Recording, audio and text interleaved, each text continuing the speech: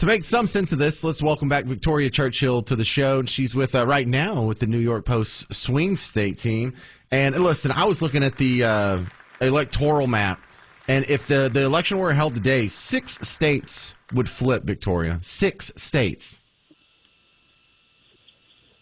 Yeah, absolutely. There's polling that was just released, I believe it was today, by Emerson College that shows Joe Biden trailing in just about every single swing state that we are covering. So, if you're Trump campaign, that's good news.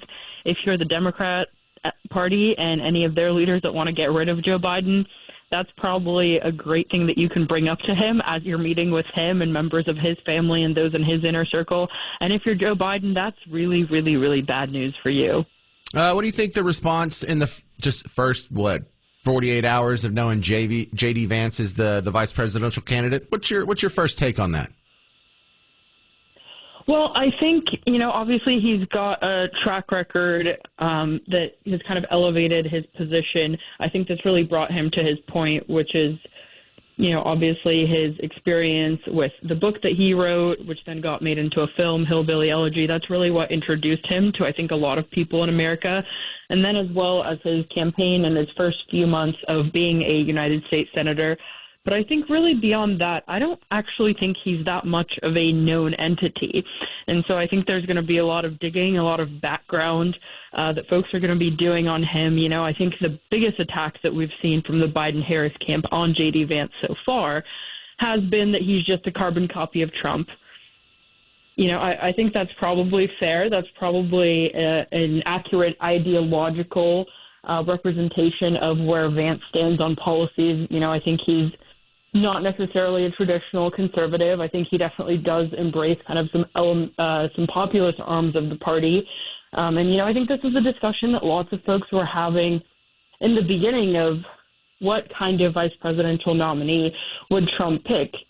There was things going around that he didn't necessarily want to actually pick a successor for the party or for his legacy or for the MAGA agenda.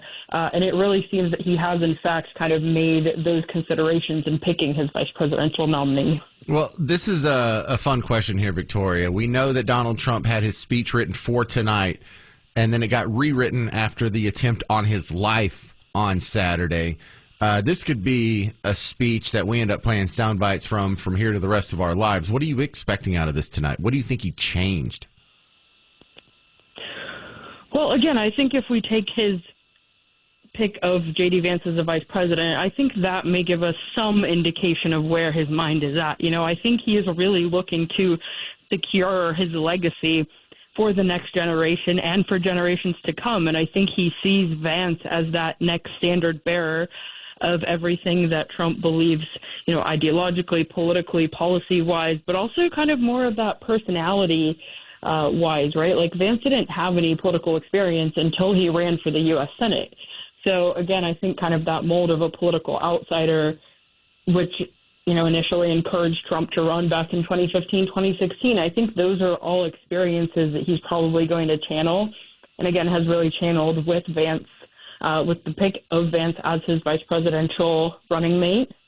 And, again, I think he's going to be talking about, where this country has been, where it's going, and how he and Vice President Vance, if he does end up being in the White House along with Donald Trump, how they can really usher in the future of America and how voters can support them in that by supporting them in this coming election. Victoria Churchill with the New York Post. Thank you very much for being on the James Show again.